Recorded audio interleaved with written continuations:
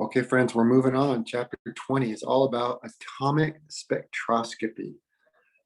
What is different about atomic spectroscopy from molecular spectroscopy is really reflected in the name here. We're going to be talking about spectroscopy of atoms, no longer molecules, just atoms, only atoms, isolated atoms in the gas phase. Okay, and because of that, atoms absorb light, very differently than molecules. So the rules are going to be a little bit different. The idea is still the same. The substances will absorb light. We can quantify light based on the absorption of light.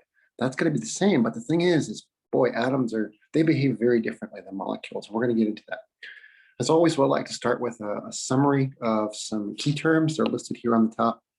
And then down at the bottom of the slide, of course, we have a list of chapter objectives. These are things that I hope that you know at the end of this chapter. So again, use these first slides of each chapter kind of as a study guide of sorts, okay? All right, so let's move on. Okay, so we just got done talking about molecular absorption, molecular fluorescence. And we talked about these energy level diagrams. We turned them Jablonski diagrams at the time. Well, we can write energy level diagrams for atoms as well. And if we do, they look something like this, okay? The one that's on the left is actually for a neutral sodium atom. The one that's on the right is for magnesium +1. Now, magnesium, we usually see it +2, right? Well, that's when it's fully ionized, when it forms its salts. But this particular energy level diagram is specifically for magnesium +1, where one electron and only one electron was lost. Now, the reason why this figure shows both of these is these two substances are now isoelectronic or have the same electron configuration. It's just that magnesium's got one more proton than sodium does. Okay, so that same number of electrons, magnesium's got an extra proton. Now, what does this diagram really show us? Okay, well, this axis is actually an energy axis over here. And it's energy in units of EV or electron volts. So we could convert that to joules or calories if you want to. It's just energy, right? So we don't have to be scared by that. Now down here at the bottom of our figure is 0. What that 0 represents is basically our ground state energy. Okay, we just define that as 0. And everything is referenced to that 0. So if we go a +1 electron volt, that's +1 electron volts energy relative to the ground state. Now also notice that 3s is labeled right there. Now that 3s is important because the valence shell for sodium would be 3s1, the neutral sodium atom, right? So we would have an electron in that little line, or that orbital, the 3s orbital, with one electron, one arrow. Look up the electron configuration, that's what you get. Now we know that we can take the electron and we can move it around, can't we? So we could take that electron and move it up to a 3p level if we want. We could take it and maybe move it all the way up to a 4p or a 5p. There's lots of different options, okay? And in fact, if you zoom in a little bit here on this figure, maybe you can see it a little bit closer. All these lines that are drawn in, there's many of them, right? Tens, it seems like. Each one of those lines represents a transition between allowed atomic orbitals for sodium, and then over here for the magnesium +1 ion, okay? Now, you might have realized this, and maybe not, but let's point this out in case you haven't. The figures for the sodium on the left and the magnesium +1 on the right, they may look the same at first glance, but they're not, okay? First off, the energy axis completely different. It looks like the energy axis for magnesium +1 is like almost double that for the sodium. Okay, so the scaling's different. The lines that are drawn in are not exactly the same locations, right? This 4p is up at +10 electron volts. Here it's like less than 4. The reason for that is because sodium and magnesium +1, even though they're isoelectronic, have the same electrons, they've got different numbers of protons. Magnesium's got one more proton, and that proton is going to hold that remaining valence electron tighter than, say, it would get held in sodium. So the energy levels are different. We might expect that, right? Because the number of charged particles in both these atoms are not the same. But nonetheless, we can have transitions between the allowed states. Now, the numbers which are written are essentially wavelengths. Now you say, well, this doesn't look familiar to me. I mean, for this one, for instance, 5890. It doesn't seem like a wavelength that I'm familiar with, at least not in nanometers. And that's true. And the reason why is because these wavelengths are written in the unit of angstroms, which is also a distance unit. It's 10 to the minus 10th meters. So an angstrom is 0.1 nanometer. Okay, that's a tenth of a nanometer for the conversion factor. So if we say 5890 angstroms, we're really talking about 589.0 nanometers. And these are wavelengths. So these diagrams are pretty useful because these numbers, you just move the decimal place one spot, and it basically tells us the wavelength required to carry out that specific transition in sodium and magnesium plus one, okay? So these diagrams are really, really, really information rich. If you look here up at the top, we have so-called ionization potential, and that would be the energy if we bridge all the way up to there from our ground state all the way up to this ionization potential. I don't know if it's about 5.2 in this case, just by guesstimating here. That is how many electron volts is required to basically strip the atom of an electron, okay? 5.2 electron volts. We can actually know how much energy is required to ionize this material. Now, why do we use angstroms for wavelengths in these figures? And the reason why is because the spectral light from atomic emission is exceedingly pure color. It's one specific wavelength, one specific frequency, very, very narrow bandwidth, or very, very narrow spread in wavelengths. We get exactly this wavelength from this transition in sodium, and that's it, all right? So it's very different than molecules. Molecular spectra tend to be broadened by the vibrational and rotational levels available to molecules. And they're also broadened by the presence of solvents, right? We talked about that with a slide with hexane and water on it in that last chapter. The solvent can basically broaden the spectral features as well. We don't have that in atoms. There are no vibrational levels here, or rotational levels, because there's no bonds to vibrate. We're just talking about isolated atoms. And since we're going to do this spectroscopy in the gas phase, there's really no solvent effects either that broaden the spectra. So, when we do this transition, I mean, there is a very specific energy difference between those states, and that manifests itself in the photon that's required to either go from the lower state to the higher state. That would be absorption if we did that.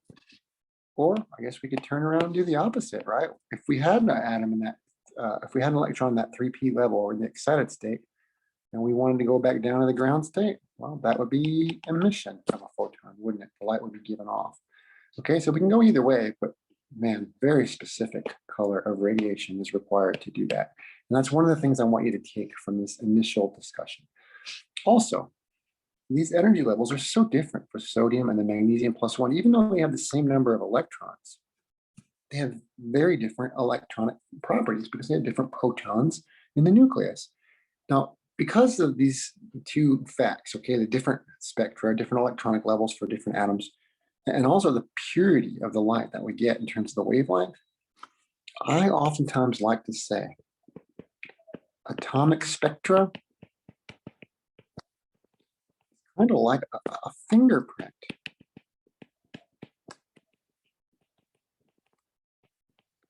for a specific element of interest, okay? And when we get into actually making measurements and how that's done, please know that atomic spectra are used to measure certain elements. And basically about 3/4 of the elements on the periodic table, mainly all the metals can be measured using this technique. And the spectrum is kind of like a fingerprint for a specific metal. So if you see light that corresponds to a specific transition, there's a really good chance that that element's present, okay? It's like a fingerprint. It's almost that exact, and oftentimes used to confirm the existence of certain elements. We can collect light from emission from stars or planets and say something about perhaps what atoms are present, particularly stars. Okay, so anyway, moving on. So electronic transitions are still possible. These electrons are moving between allowed orbitals, It's just that there's no rotational levels, no vibrational levels. And because of that, atomic spectral lines are extremely, extremely narrow. That's one thing to remember, okay? Now, I mentioned that these atomic spectral lines are narrow. That's one thing to know. I want you to remember that for sure. But just how narrow are they? Well, if you actually are able to measure atomic spectral lines and sort of zoom in on them, this is the type of thing that you'll see, okay? This y-axis is either absorption or the power of emission of radiation, okay? And this axis is wavelength. And if you can actually zoom in on an atomic spectral peak, you would find that it's not infinitely narrow. In fact, it follows a distribution that looks like this, okay?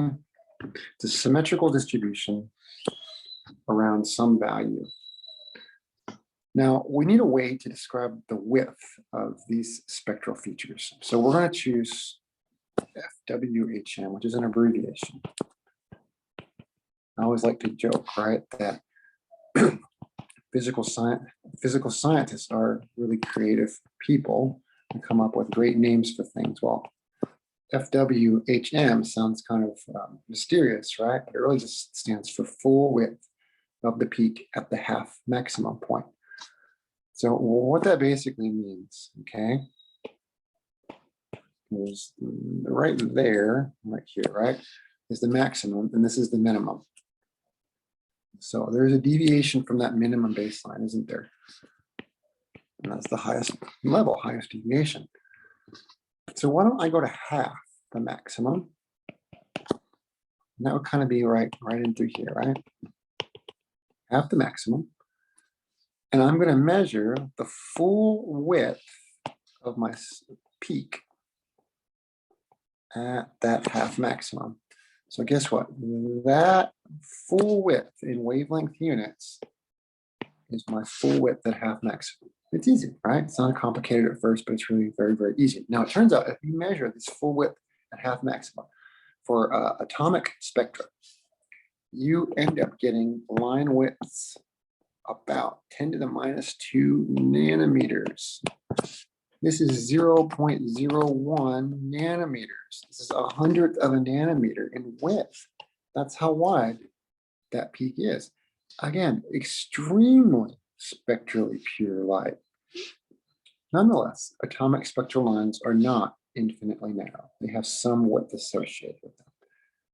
So then what exactly is atomic spectroscopy?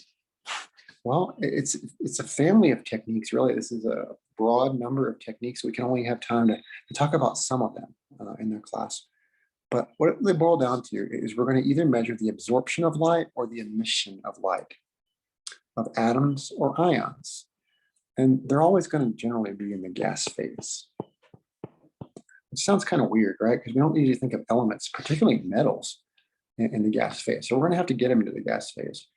To do this, we are going to nebulize our sample and what's called atomize them. And I'm going to explain how that works.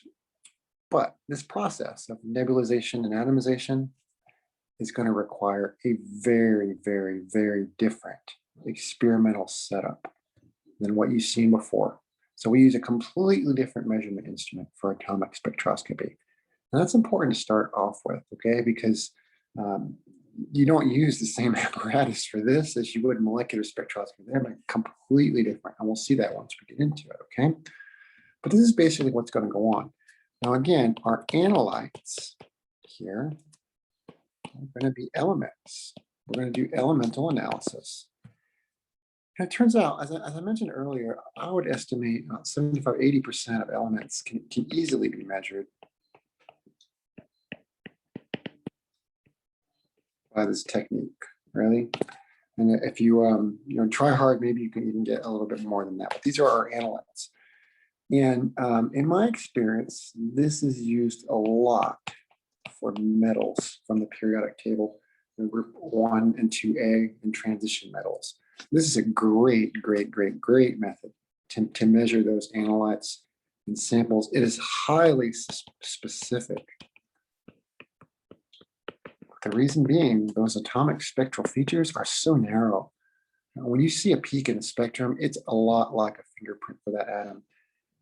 All you have to do is measure the emitted power or absorption, and you can quantify a particular element through calibration. Right, what are some components to an atomic absorption instrument? Now, AA is the abbreviation that we're going to use for atomic absorption here. There must be some components to this. How does the instrument put together? Well, here's a block diagram. We're going to use a spectroscopic source. So this is for atomic absorption and only for atomic absorption. Right? For emission, you actually don't need this source, okay? But we're going to use a spectroscopic source. And we can't use a tungsten light bulb or a deuterium lamp here. We have to use something very specific and special. It's called a hollow cathode lamp, HCl, hollow cathode lamp. Maybe I should put a capital L so nobody confuses it with hydrochloric acid. But hollow cathode lamp is our spectroscopic source for atomic absorption. It's pretty much a universal source that's been used over time, okay? Then we're going to take the light from that source of light, and we're going to pass it through a sample which has been atomized. What does that mean, atomized? What it means is that all molecules have been broken down into a gas phase collection of atoms. That's exactly what it means. If we have a sample of matter that contains molecules, that's not going to cut it for atomic absorption. We have to take that sample and degrade every molecule, if we can, in that sample into a gas phase collection of atoms. This is the process of atomization. And if we're going to do this type of spectroscopy, we have to achieve efficient atomization. Now, how do we do that? Well, okay, we use an atomizer, right? Okay, big surprise. We're going to use an atomizer. An atomizer is basically the part of the atomic absorption instrument that achieves that for us. It breaks down the molecules into a gas phase collection of atoms. There are many different types of atomizers in atomic spectroscopy. We're going to cover like 3, but there's more than this even, okay? In fact, a lot of research that goes into atomic spectroscopy is trying to come up with new ways to atomize the sample. But historically, the most popular one is use of a flame atomizer. We're going to basically combust our sample. That will degrade it. We can also use electrothermal atomization, which is called use of a furnace, a graphite furnace. And another option is use of an inductively coupled plasma. I'll tell you a little bit about all of these in this section of the class. These are some of the most common atomizers. There are, again, many others, but we need to use a reliable technique that will degrade our sample down into a gas phase collection of atoms. Very, very important. And before we atomize, often we nebulize. Sometimes it's not required, but most of the time it is. And what the process of nebulization is the creation of a very fine spray and of our sample, because usually it's a liquid phase sample, oftentimes aqueous. We basically create a little spray of it, and that spray then gets passed on to the atomizer. To give people a visual on this, I usually say to think about going to a department store, like maybe JCPenney or Dillard's at the mall, whatever your favorite department store is, and going to the perfume counter and, trying out the different perfumes. Sometimes they have those, bulbs that you can kind of squeeze, fancy bulbs with the bottles, right? You squeeze it and it makes the spray of the perfume. That's basically nebulization, to kind of give you a visual of that. We're creating a fine spray from our raw sample, which we infuse into the nebulizer. So after we nebulize, and then after we atomize, we take the light from the hollow cathode lamp and shine it through the atomized sample. The light which makes it through passes into a wavelength selector, which is generally a grating monochromator. We use that wavelength selector to remove light which is not specific to our atom or analyte of interest. There will be some background light as well as light from the hollow cathode lamp that we want to get rid of, so we need a wavelength selector. And then we need a transducer. So we may use a photomultiplier tube for sensitive detection of light, okay? And that produces our electrical signal that we can then read out. So these are the main components to a flame or an atomic absorption instrument. Now let's go through and describe each one in a little bit more detail. Let's start with the hollow cathode lamp, HCl. I really like hollow cathode lamps. I think they're kind of cool. because it solves a really important problem that early atomic spectroscopists had. Remember back when we were talking about molecular absorption spectroscopy, I told you that for Beer's law to be valid, you need to use monochromatic light. And I tried to make that point. But you have to use monochromatic light, light of a certain wavelength, okay?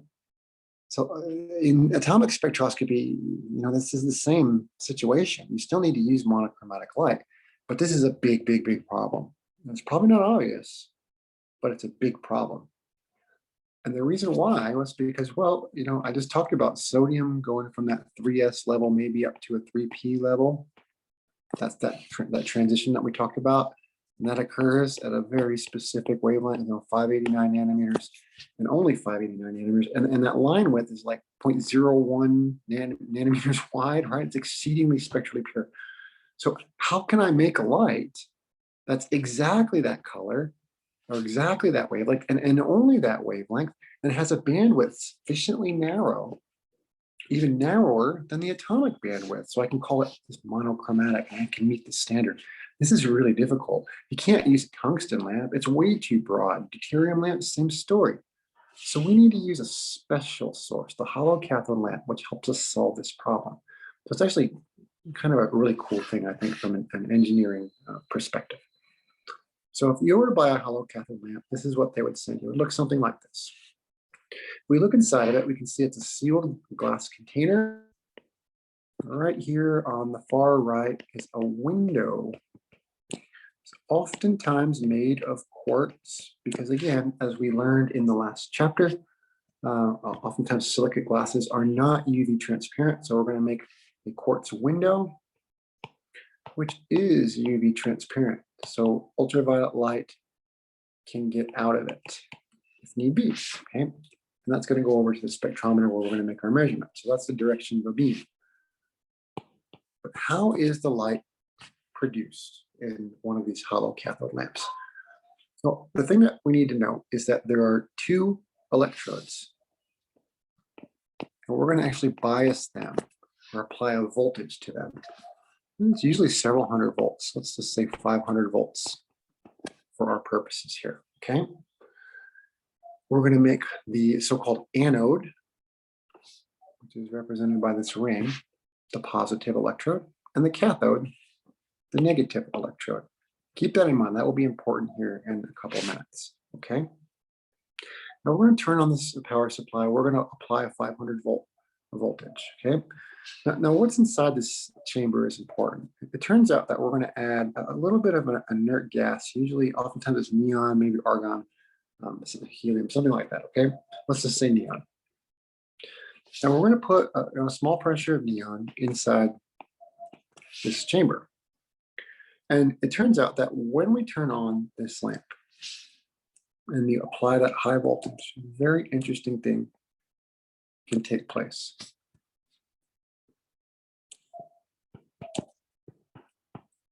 By application of the lamp's voltage, turning it on, we can actually ionize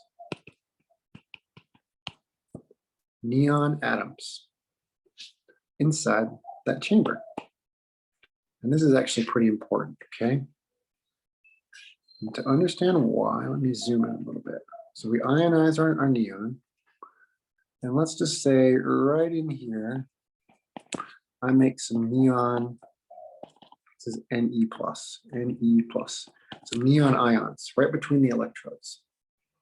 Which direction are these neon ions going to fly inside this tube?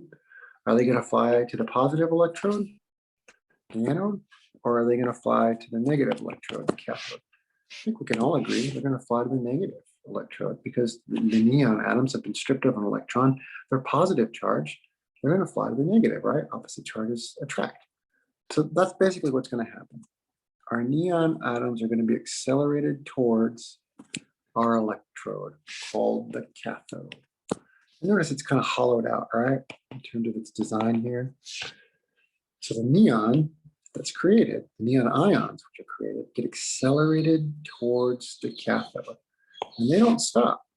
They actually impact the cathode. fly right into it. And because we have such a high voltage applied, boy, those neon ions were really accelerated into that cathode. So when the neon ions impact the cathode, it's kind of a violent process on an atomic level. Now, that's actually pretty crucial because what happens is once the neon ions strike the cathode, we actually get a little bit of vaporization of the cathode material. And this process is called sputtering. Vaporization or sputtering of some of the cathode material. And basically what that means is that the neon impacts so violently that it actually sputters off some of the material in our or from our cathode into the gas phase, sort of in this region and through here. Okay. Now, not only does it sputter some of the material, but it turns out that the impact of the neon ions to the cathode was so intense, so violent, energetic, that it actually can also promote some of the material from the cathode into the excited state, just from the impact. Okay, so let's just say we're talking about sodium again. Up here is our 3p level. That's our excited state. So if we get our electron there, it can drop back down to the 3s. And this is our ground state, right? And if it does, well, 589 nanometer light bridges that gap. So guess what? This impact that gets us up to the excited state, if the atoms that have been sputtered drop back down the ground state, they're going to emit light, aren't they? They're going to emit light. And they're going to emit light not of any wavelength, but a very specific wavelength. And that's kind of the key. Now, we haven't talked about what we're going to make this cathode out of yet. What is the material of construction of the cathode? That's actually a key crucial question to understand here.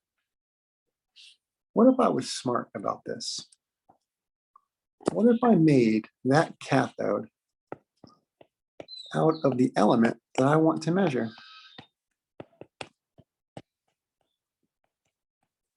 Or if it's difficult to make a conductive electrode out of that element, perhaps I could make a salt of that element and coat it onto the cathode surface. But I'm going to make that cathode out of the material I wish to measure, or else I'm going to coat its surface with some of that element. Well, why do this? Well, now when those neon +1 ions accelerate that to that surface and impact that surface, guess what element's going to get sputtered off and electronically excited? The element you want to measure. And when those atoms are electronically excited, they're going to go to the excited state for that element. They're going to drop back down to the ground state for that element. And they're going to produce the exact wavelength of light that you need for your experiment. And since this is not a very high temperature environment, it's actually considered a cool source of emission, a low temperature source. And line widths, because of that, are really, really narrow, kind of rivaling the line widths of the native line widths of atomic spectra. So this is brilliant. All we need to do is make our cathode out of the method of the element that we wish to measure, and we can get the right color light. And it's essentially monochromatic. I've always been very, very impressed with the solution that chemists have come up with for creation of this monochromatic light in atomic spectroscopy. Because otherwise it would be very, very difficult to use. So you have to use this special light source, basically, called hollow cathode lamps. Now, if you ever go into a lab and you see an atomic absorption spectrometer set up, it's usually set up on the countertop, and underneath that there's some cabinets. And if you're ever brave enough to open those cabinets, you usually see at least 5, 10, 15, 20 of little plastic boxes that are actually the boxes that contain and hold these hollow cathode lamps. And the reason why there's so many usually present in those cabinets is because, well, if you're going to be doing atomic spectroscopy, if you want to measure many different elements, guess what? You need a hollow cathode lamp for each element, don't you? And you have to change it in and out of your device, your spectrometer. Because if you buy a cathode lamp to measure sodium, It only works for sodium. But if you buy a hollow cathode lamp to measure lead, that lamp only works for lead. If you buy one for aluminum, it only works for aluminum.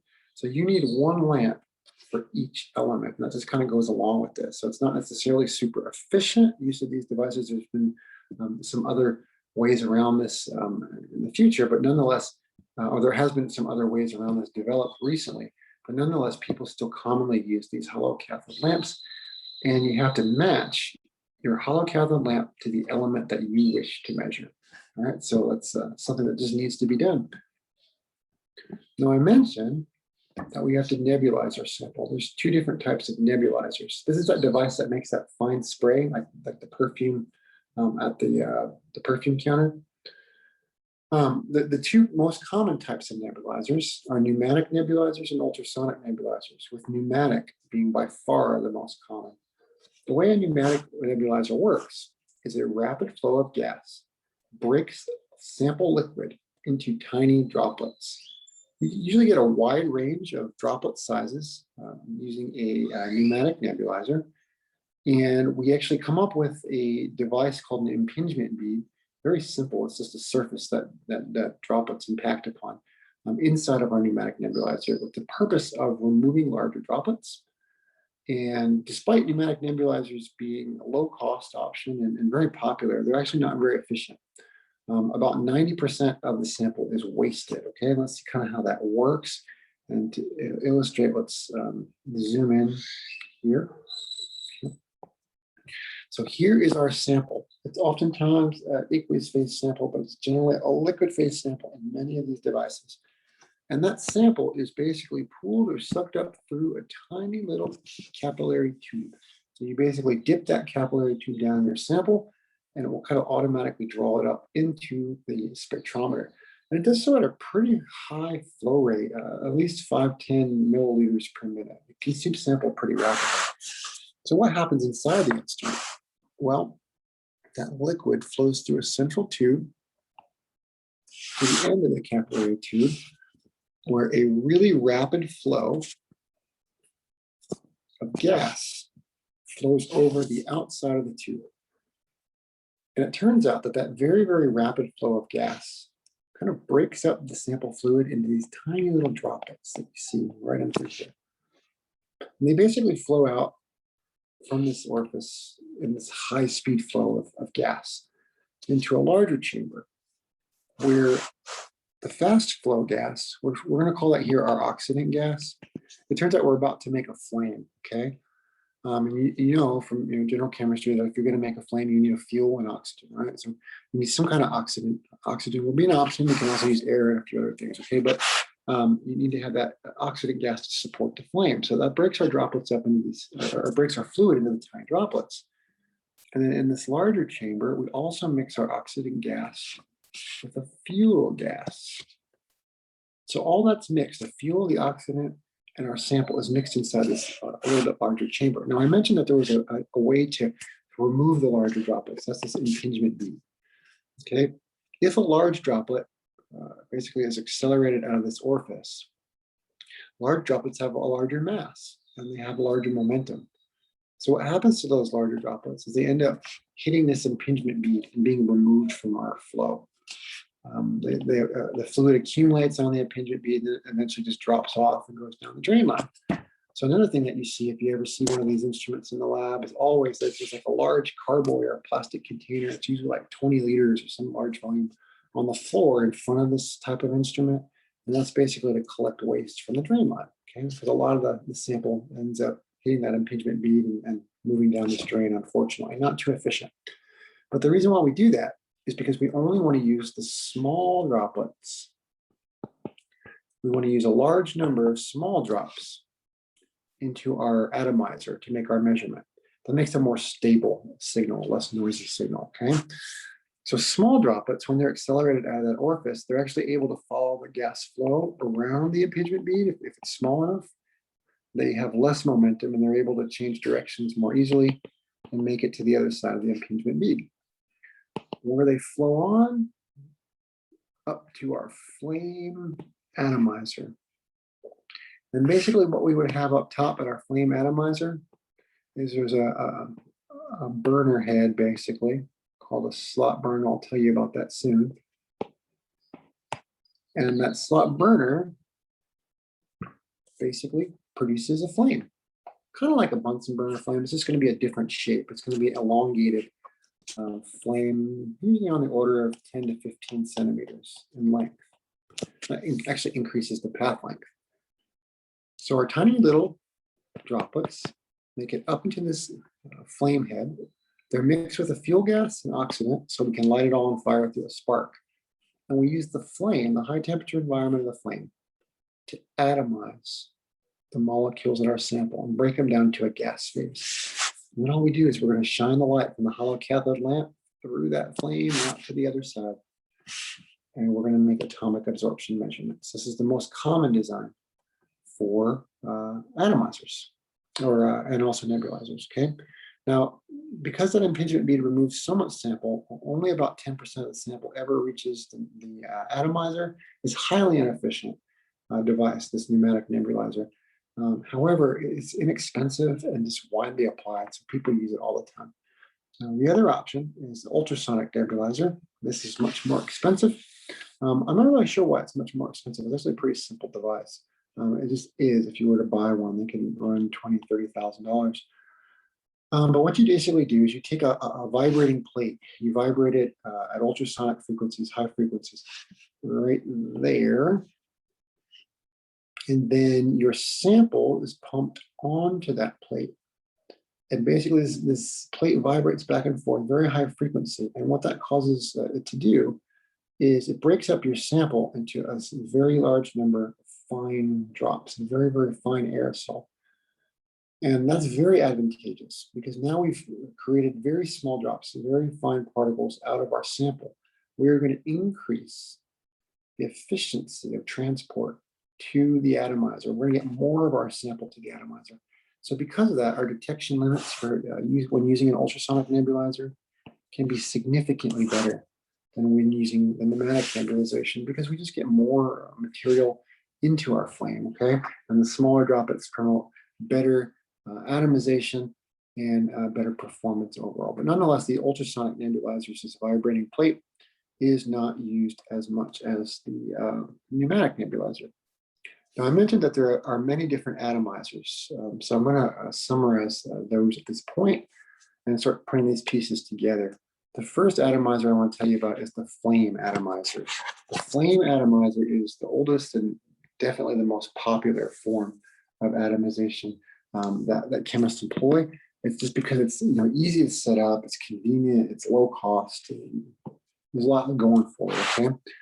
Now this is the one I've kind of been describing to you all along. This is where an aqueous sample is pumped through a small tubing with that capillary tube. We then nebulize it, and then we atomize it, okay? So an overall block diagram of our atomic absorption spectrometer with a flame source, our atomizer looks like this.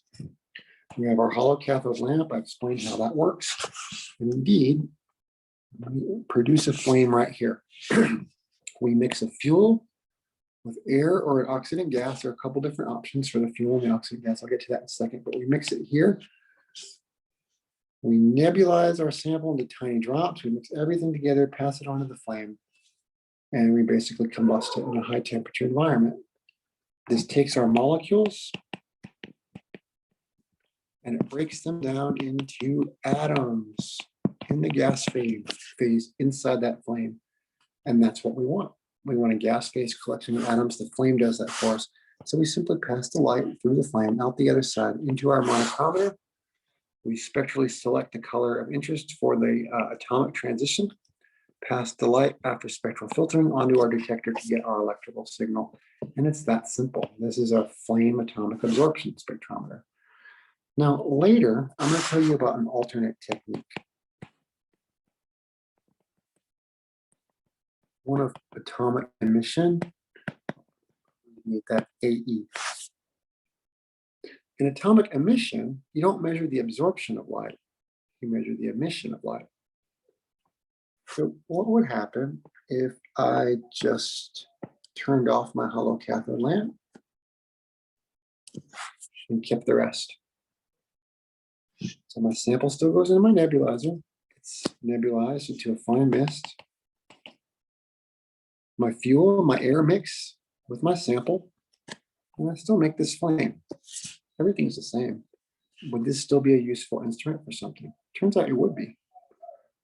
Now, have you all ever done or seen flame tests in the lab? Maybe you did that as a gen chem student or even in high school. It's when you take a small amount of a chemical compound, you actually put it in a Bunsen burner flame, and the flame changes colors. And the reason why it changes colors is because elements in that sample basically get into the flame and become electronically excited, and when they drop back down in the ground state, they emit light. Well, this sounds familiar based on this setup, doesn't it? What if I use this setup for this type of emission experiment? I mean, I'm taking my sample, I'm nebulizing it, I'm putting it up in this flame. Shouldn't that flame change colors or emit different color lights depending on what elements I put into it? And the answer is yes, it will. So if I put sodium into that flame, well, I'm going to get emission. These are arrows, okay? 589 nanometers and other sodium spectral lines. Why couldn't I just collect that light into my monochromator, spectrally select the wavelength of interest, here 589 for sodium's example, pass that light to my detector and get a signal? And wouldn't the emission intensity or the brightness of emission from this experimental setup probably have something to do with the concentration or the amount of the element of interest in my original sample? Indeed, it would. But through calibration, I could actually make a measurement of that particular element by its emission of light, its emission signature. And that's what could be commonly done in an atomic emission experiment. So the cool thing about these apparatuses is if you buy one of these, if it's got the hollow cathode lamp, which generally it does, you can do atomic absorption of light.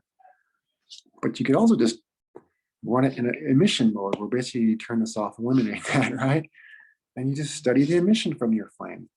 So you can actually do both modes of spectroscopy with a common device, which is really kind of nice, okay? Now, again, atomic spectroscopy as a flame is like the most common way to go. I mentioned that the burner head is called a slot burner. Just a little bit of vocabulary here. This is the most common, least expensive method. We're basically going to premix a fuel and oxidant gas, pass that through a small little slit here and light it on fire, okay? Here's the flame.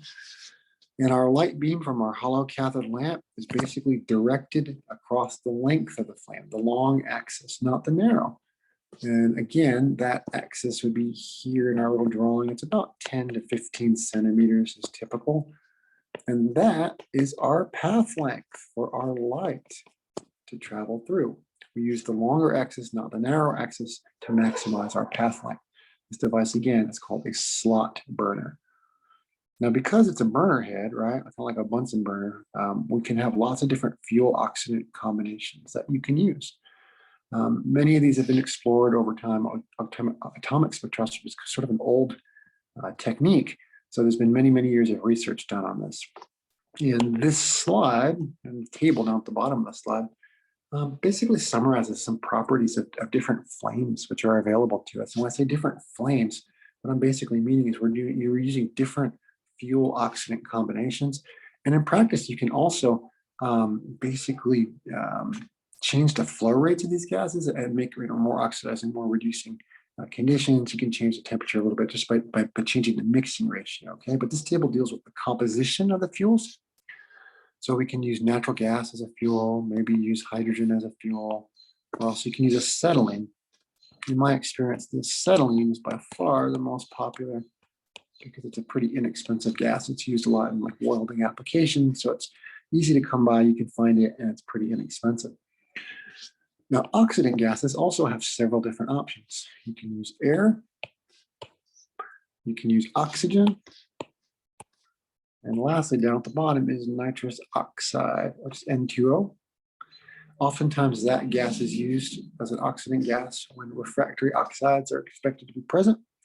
And refractory oxides, all that basically is is it's an element that likes to react with oxygen, oftentimes even in the flame, combined with oxygen. And if this compound forms in the flame, it basically makes that atom of that element off limits to absorption spectroscopy. You can no longer probe it. Remember, you have to atomize your material. You have to break it down into atoms before you can see it. And if this element is reacting with oxygen to form a compound, well, you can't see it anymore. You can't probe it by atomic spectroscopy. Okay, so oftentimes we have to deal with that. And the way that chemists deal with that is just making your flame hotter, basically. Okay, so you can use nitrous oxide as your oxidant gas to raise the temperature of flame just a little bit, and that promotes better atomization. So all these different combinations of fuel and oxidant have different temperatures associated with them. I mentioned here just the acetylene nitrous oxide flame can achieve up to 2,800 degrees Celsius. Oftentimes, the most common combination, I think, are these two, in my experience, acetylene and air. And these can achieve temperatures up to 2,400, which is a little bit lower than the acetylene nitrous oxide. Okay, so this is probably the most common because both of those gases are pretty inexpensive and generally can get the job done. You can also use oxygen and air, or hydrogen and air, I'm sorry, hydrogen and air, hydrogen being the fuel. Of course, hydrogen's flammable and get a little bit lower flame temperature. So lots of different options. Sometimes on the experimental setups, you actually have to change the burner head, the slot burner, if you change to fuel. So if you ever do this type of spectroscopy, you might wish to read the user manual before trying to change your gases, just to make sure you are using the correct burner head. Sometimes they do change if you change the gases. All right, now moving on. The second type of atomization. This is a new atomizer, okay? It's called graphite furnace atomic absorption spectroscopy. This is also referred to as electrothermal atomization. And what's different about this setup is the way we're going to go about atomization. No longer are we going to use the flame here. Flame is going away. We're still going to use hollow cathode lamp, still going to have a monochromator detector. We still have the need for atomization. We're just going to do the atomization in a completely different way. We're going to use this electrothermal atomizer called a graphite furnace. Now, what exactly in the world is this graphite furnace? Well, let me zoom in on this picture. This kind of shows one, and it's really just a tube, okay, that we're going to install inside of our spectrometer. But it's kind of a special tube. It's a couple centimeters long, maybe 2-3 centimeters long, the whole thing, okay? And the tube is going to indeed be made out of graphite. Now, graphite itself is an electrical conductor. You can actually pass electrical current through it. But when you do, you achieve resistive heating as the current passes through. So more current, more heating. And basically what this means is if you drive a current through the graphite, you can actually get it to heat up. And depending on how much current you apply, you can get it to heat up in a well-controlled way to very high temperatures. Okay, and that's what we're going to do. So in the top of our tube, our graphite furnace, there's a little hole or a port that we can add our sample into. And there's oftentimes a little platform right there on the inside called a Lavalve platform. It's used to try to heat up the sample more uniformly, okay? What we're going to do is through this sample loading port, we're actually going to pipette a small quantity or small volume of sample. Usually the volumes is going to be measured in microliters, maybe 1, 2 microliters, 10 microliters, something like that, a small amount, small volume of our sample. And we're going to deposit it onto that platform. Just pipette it in. That's it. That's how we add our sample. Very different than the other nebulizer setup, the pneumatic nebulizer, where we're constantly infusing milliliters per minute type flow. And this is actually going to be one of the advantages of this. It only uses a small volume of sample. Only a very small volume of sample is used. And that's actually a huge advantage, okay? Because we can make measurements of much, much smaller sample volumes. Now what happens after that, after we deposit our sample? Okay, well the furnace, this whole tube, has already kind of been placed and installed into the atomic absorption spectrometer so that the furnace is in the light path. And what I mean by that is the HCl lamp, the hollow cathode lamp's over here, and it produces our beam of light. That beam is actually going to be directed down the axis of this tube into the monochromator for spectral selection. Okay, so that's the beam path.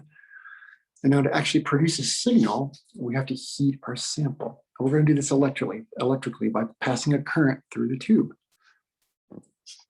It's a three-step process that we carry out. The first step is called drying. This is where we pass sufficient current through the tube to heat it up to about 110 degrees Celsius. We hold it there for about half a minute to remove any solvent, water, or other organic solvents that might be present. We just basically evaporate them. And this whole apparatus, I should say, is actually continually perfused with an inert gas to remove the evaporated material. And the inert gas actually serves another important role. If you turned on the heater system for this graphite tube in an open oxygen environment, it may just kind of catch on fire and combust and burn up. So the inert gas actually prevents that from happening, in addition to removing the sample or removing material from inside of the tube. So first step is drying. And the second step, after we're done removing our solvent, is called ashing. This is where we get more aggressive with our heating, and we heat it up in a ramp from 350 to 1200 degrees centigrade. Do this for another half a minute. This is sometimes called the char step or pyrolysis step in the literature. And the purpose of the step is to remove organic matter. Some of it may evaporate and get swept away. Other organic matter may pyrolyze or just kind of decompose at the high temperatures in the absence of oxygen, again, because we are actively pumping inert gas through this whole tube. Now, the third step is our business step. This is our atomization step.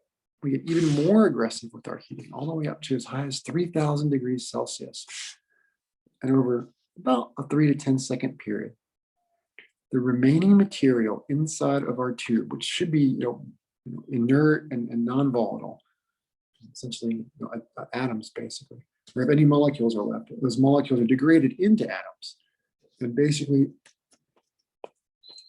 atoms end up getting up into the gas states, where we can make measurements on them from the light from our hollow cathode lamp passing down the bore of this tube.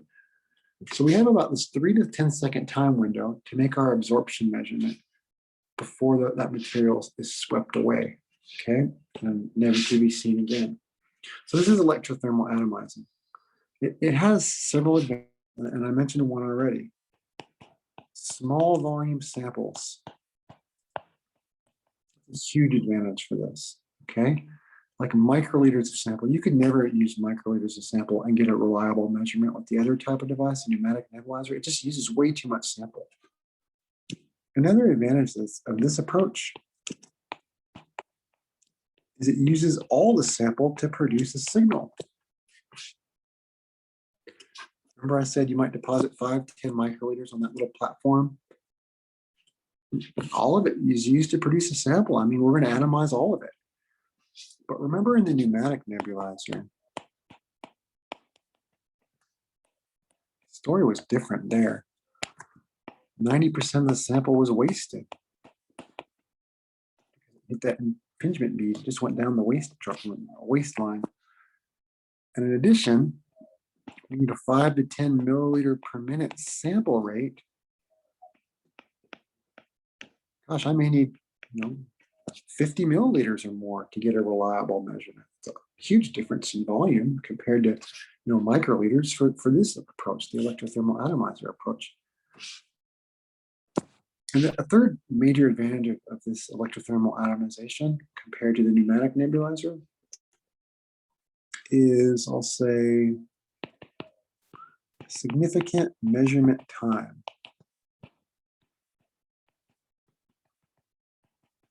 It has to do with this 3 to 10 seconds, okay? And you say, whoa, 3 to 10 seconds, that does not seem very long to make a measurement, okay? Maybe it's not a huge amount of time. It goes pretty quick, right? But the thing is that 3 to 10 seconds compared to what you get in a flame is like an eternity, okay? Atoms in a flame The residence time they stay in the flame, is usually measured in milliseconds, or tens of milliseconds. So when you put a sample molecule in that flame atomizer and you break it down to a gas phase collection of atoms, you've got like a few milliseconds to make a measurement, and it's gone. It's out of the flame forever, right? Never see it again. Never measure it again. So while this 3 to 10 seconds doesn't seem like a long time, it's actually thousands of times longer than the average residence time of an atom in a flame for flame atomization.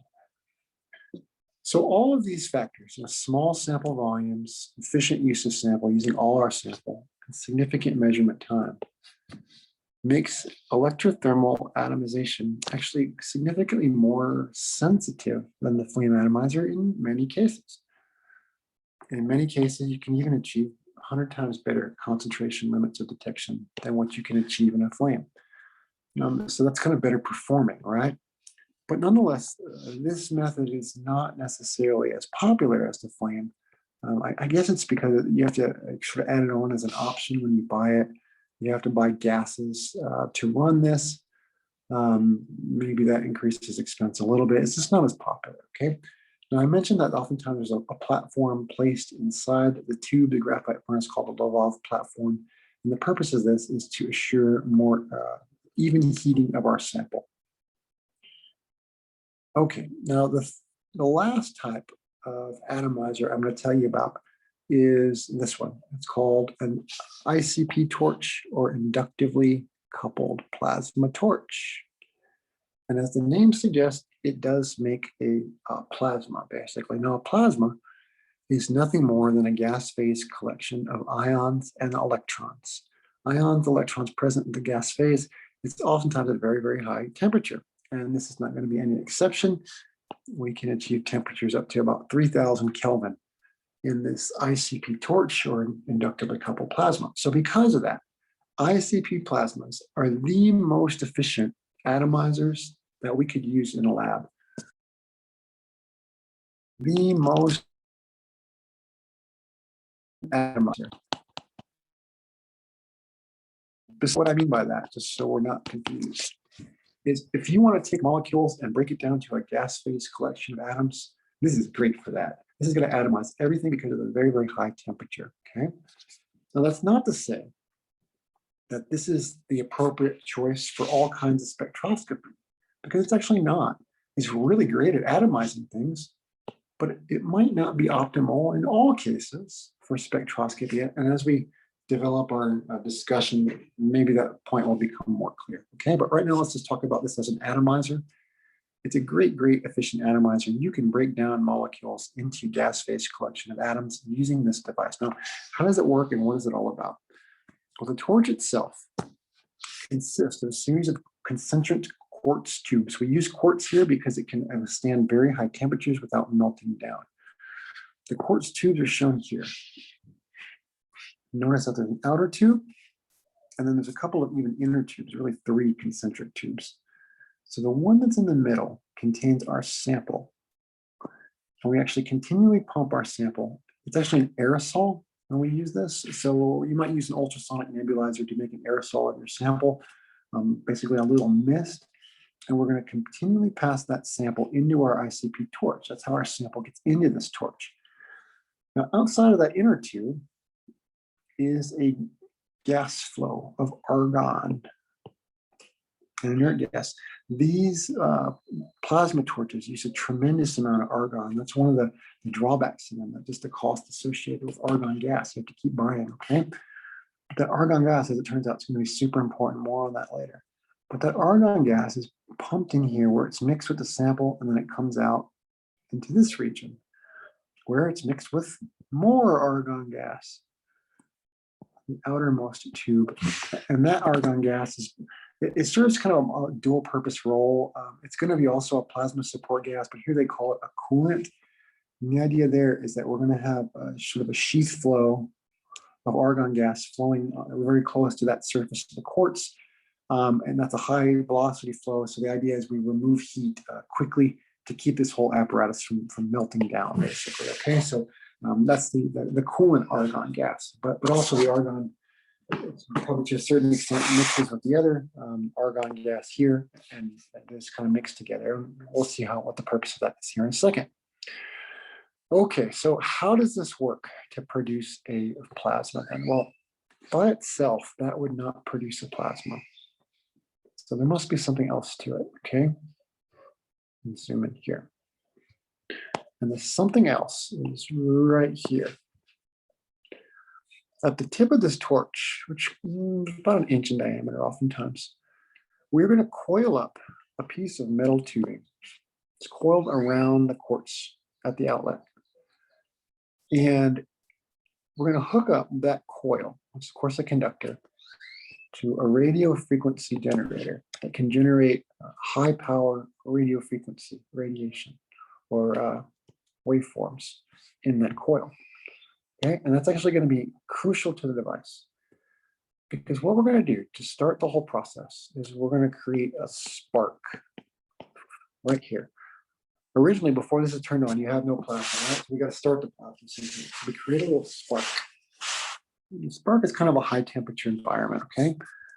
So basically what happens in that little spark is we drive a reaction in which we make argon ions and electrons, just in that instantaneous spark. Now, during that sparking process, this RF field is on.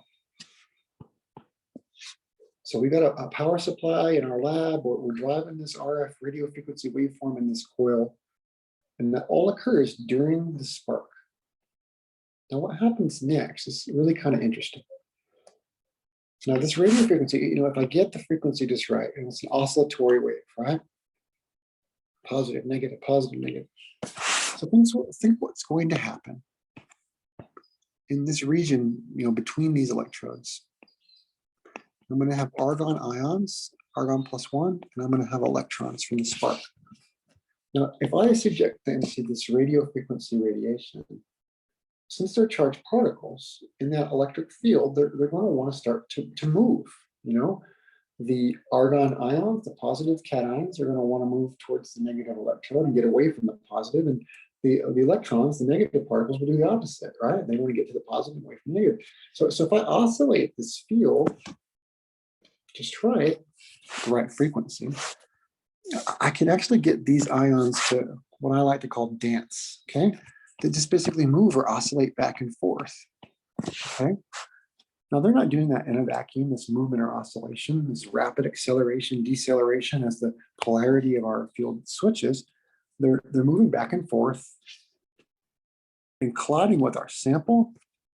They're also colliding with, more notably, more argon gas, which is continually flowing into the tip of this burner. So after I spark, I make these ions, they dance back and forth, they oscillate. And during that process, they're continually impacting with argon gas. And it just so happens that these impacts are not necessarily gentle. Because I'm using a radio frequency of reasonably high power, I can get a fairly violent collision out of this, okay? The net result is argon gas, which then flows into this region from my gas tank. Since it impacts one of these high kinetic energy particles, it should drive more ionization. Now I've got more charged particles. They also dance back and forth, don't they? Colliding with more argon, leading to more ionization, more and more and more ionization. So eventually what happens in this region and through here is any of the argon which makes its way in there collides with these oscillating particles and becomes ionized. So indeed, I end up with a plasma. I end up with a gas phase collection of electrons and argon ions in this region right here. It's really quite high temperature or hot. At the burner head, we may be able to even achieve temperatures of 3000 degree Kelvin. And as we move up from that, the temperature drops off, as you kind of expect, to 2000, 1800, okay, once you get above this coil. But no big surprise. We kind of expect that to happen. The highest temperature will be in this region near the coil. So this is how the ICP torch basically works. The application of the radio frequency causes these ions to dance or oscillate back and forth, which amplifies this ionization effect. You almost get this avalanche ionization effect inside the torch, producing our plasma state in several thousand degrees Kelvin. Now, this sounds like a great thing, because if we perfuse our sample through here, it's basically going to end up in that plasma at 3,000 degrees Kelvin, and almost all molecules degrade at 3,000 degrees Kelvin. So we are going to achieve very, very efficient atomization. And what I mean again by atomization is just the process of breaking our molecules into atoms. Almost all of them will be atomized, some will be ionized. It's a very high temperature environment, and remember, our sample will still be bombarded with these ions from argon, right? So very, very efficient atomizer. But it's good for certain atomic spectroscopy techniques and not so good for others. And to make a long story short, I'll explain this in the next video, okay? But the ICP torch is excellent and the preferred way to go for atomic emission, but not for atomic absorption, AA. You would never want to use this for atomic absorption. It would be a bad idea. Reason being, it's too hot, okay? But it is the preferred way to go for atomic emission. I'm going to stop this video here. I've been talking for a while, okay? But when we come back to the next video, I'll explain why this is.